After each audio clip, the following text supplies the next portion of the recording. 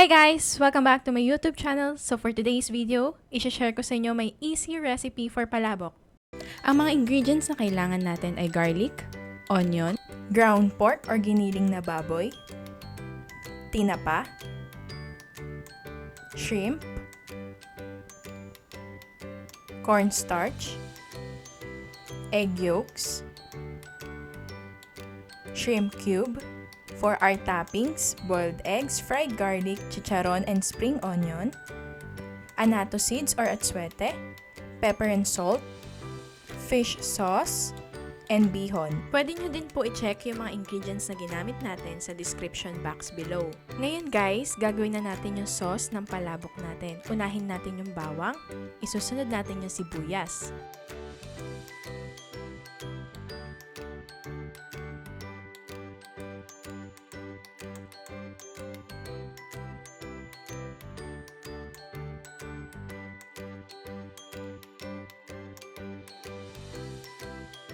Pagluto na yung bawang at sibuyas, pwede na natin isunod yung ground pork or giniling na baboy.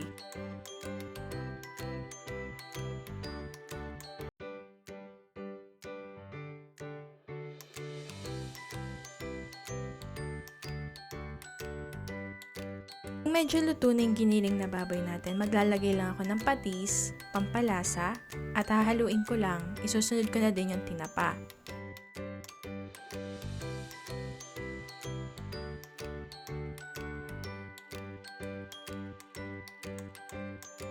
Habang ginigisa natin to, gagawin ko na yung pampakulay natin sa palabok. Annatto seeds or atsuete, lalagyan ko lang ng mainit na tubig at hahaluin para lumabas yung kulay niya.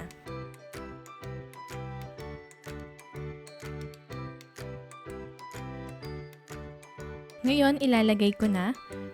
Gumamit lang ako ng strainer para masala yung mga buto at haluin lang natin.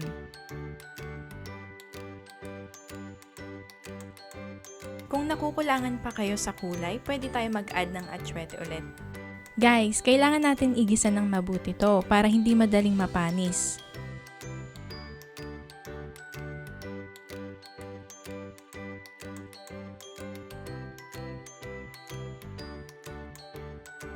Mag-a-add lang ako ng salt and pepper.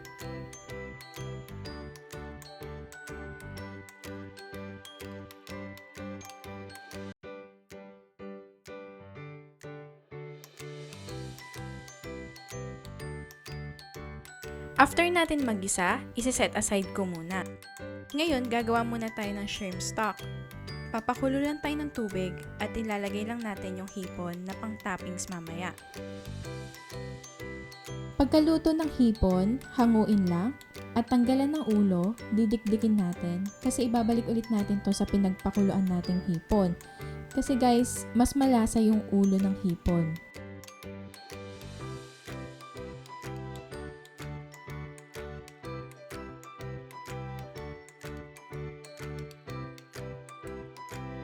Pagkalagay natin ng ulo ng hipon, pwede tayo mag-add ng shrimp cube para mas malasa yung magiging sauce ng palabok natin.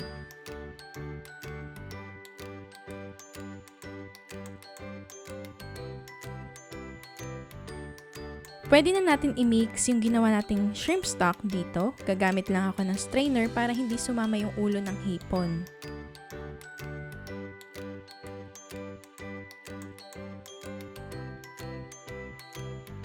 Haluin lang natin guys. At kung sa tingin nyo kulang pa yung water, pwede tayo magdagdag ng tubig.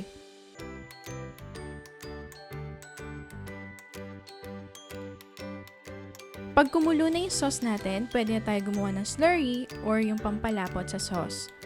Ang ginagawa kong slurry, nag-a-add ako ng cornstarch, water, 2 egg yolks, and haluin ko lang at imimix na natin sa sauce.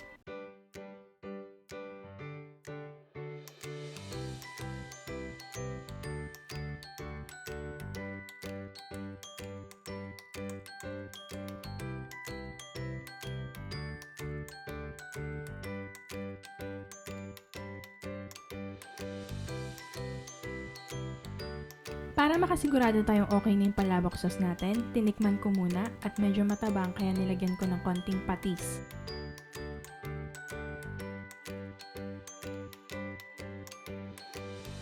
Pag kumulo at okay na yung lapot ng sauce natin, pwede na tayo mag-prepare ng palabok.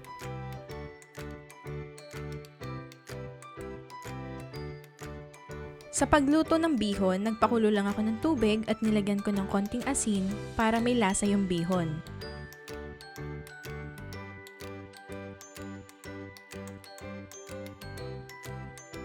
Ayan guys, preparing na tayo. Kumuha lang ako ng konting amount ng bihon, sauce, at pwede tayo maglagay ng toppings na gusto natin. Ilalagay ko lahat ng toppings na nandito. Unahin ko sa chicharon, fried garlic, boiled egg, shrimp, at spring onion.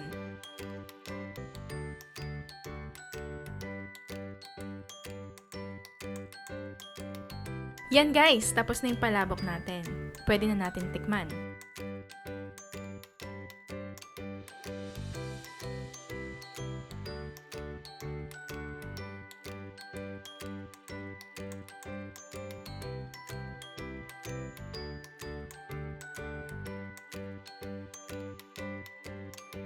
Ang sarap guys! Easy recipe lang talaga yung ginawa natin sa palabok ngayon. Pwedeng-pwede niyong gayahin. Thanks for watching guys! I hope you like this video. Please like, share, and subscribe. See you on my next video. Bye!